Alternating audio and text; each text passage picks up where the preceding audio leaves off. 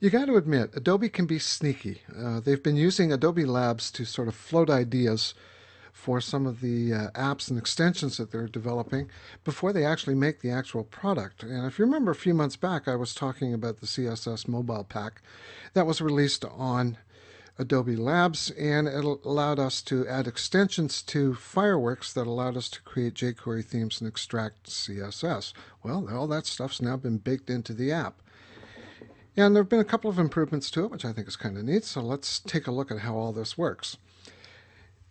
What you do is you flame up Fireworks CS6, and when it flames up using a new document, you can just go to Commands. And jQuery lives here in the jQuery mobile theme. And you get a couple of choices. You can create a new theme right from scratch or edit an existing theme. You can take all the work that you've done with that theme and export the code into Dreamweaver.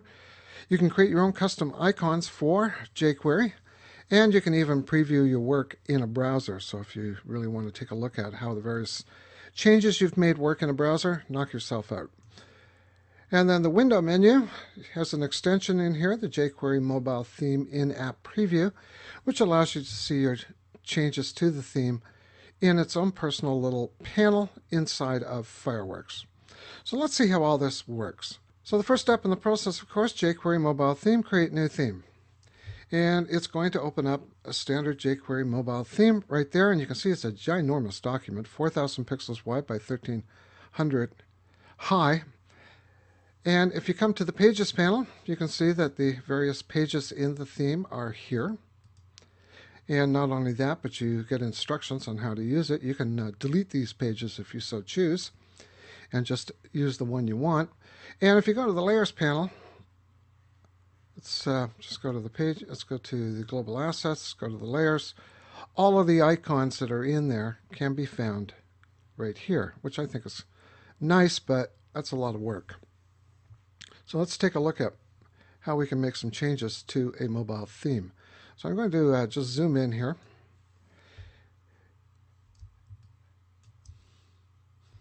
I'll zoom out now. And a couple of the changes that are made, you get miscellaneous icons here. These miscellaneous icons, such as this one here, which is loading icon. Standard resolution icons and high resolution icons. You can see that really what these are the same icons. So why do they have two sets? Well, the standard resolution icons are small icons aimed at smartphones, and the high resolution icons are big icons used in tablets and smartphones actually. And then down the bottom here are active buttons. So you can change you can see right here, you can change the color of labels. You can change the color of backgrounds. You can even change the roundness of the corners of buttons. You'll notice that this button here has got 10 pixels of roundness, whereas this one here has 16.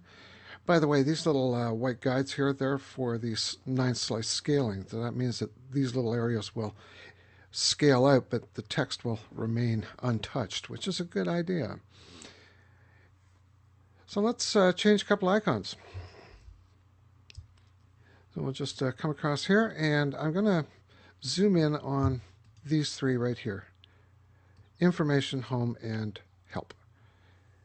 And I use the sub-select tool because these icons may look like shapes, but they're not. Or solid shapes, they're not. They're actually composed of individual shapes. For instance, the magnifying glass is a circle, and, strange but true, a box. So we're going to change the color of the box on the magnifying glass to a nice green used by Toots Plus, and we're going to change the circle to the same color, and we'll do that with the house,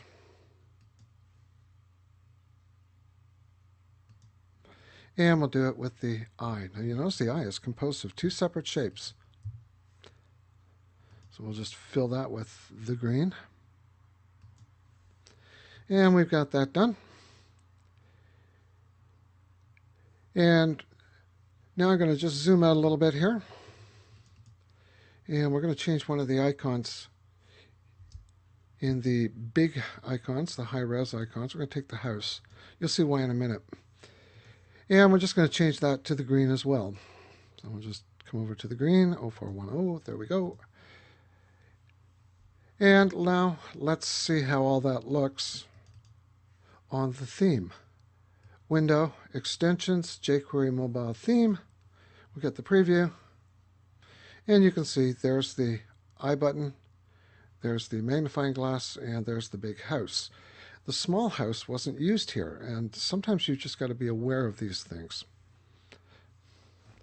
Okay, close that. Now, the other thing we can do is we can actually change how a theme looks. So let's go to the pages, and we'll choose, let's go with Theme D. You can see it's got a light gray area. We're going to change that theme. So we just select the header or footer background, open up the gradient fill, and we'll leave that color there, but we're going to change it to that green that we've been using for Toots Plus. There we go. And you notice it's got a gray stroke around it, so I think we're going to use that green for the stroke as well. And the content area, well, we can leave the content area there, but I think what we're going to do is take that gradient out and replace it with the 0410 that we've been using. And I think what we're going to do is add some transparency to it. So we just double click the chip and we'll pull the transparency back. There we go. Now remember, the really cool thing about working with transparency in Fireworks is if you add transparency to a color, that color is no longer hexadecimal, it becomes RGBA. And we've got a couple of buttons down here, so we'll pick the normal state and we'll just go with the green.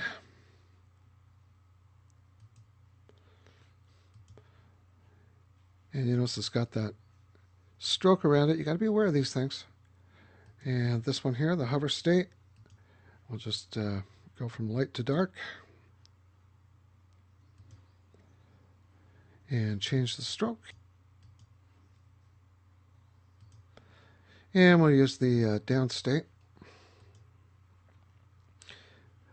And we'll change the stroke. And of course, we're going to change the gradient.